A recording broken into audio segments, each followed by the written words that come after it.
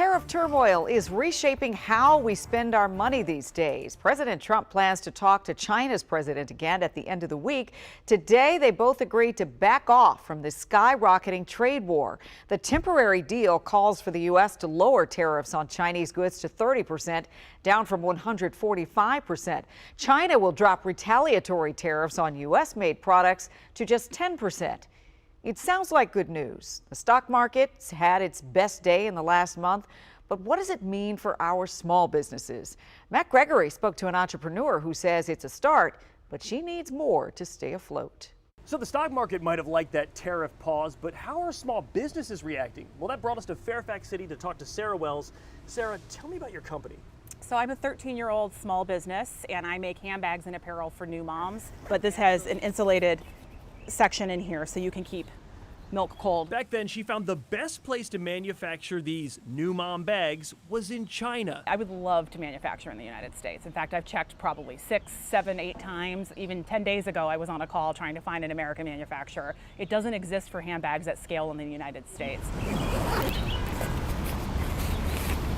The problem for her business is this year, the second Trump administration announced a second wave of tariffs on Chinese goods. So I could manufacture this bag, let's say around $30 a bag. So when the Trump administration and Chinese officials announced this, we have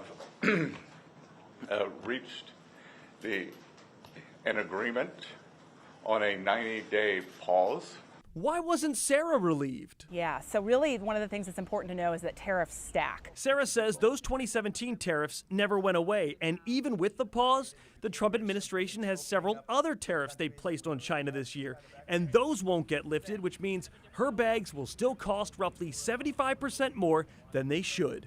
This cost now is going to be, nearly double that, in the mid-50s now with today's tariff announcement. Sarah says she's stockpiled as many bags as she can from China. She's tried sourcing from other countries, but that too has been difficult because every country has a tariff now. I don't know if I'll survive this, if I'm being honest. And it's led her to make tough decisions. We raised prices, we cut expenses back then, but I've been operating on much thinner margins since the first Trump administration. The shifting tariff landscape creating an uncertain future for this small business. In Fairfax City, Matt Gregory, WUSA 9.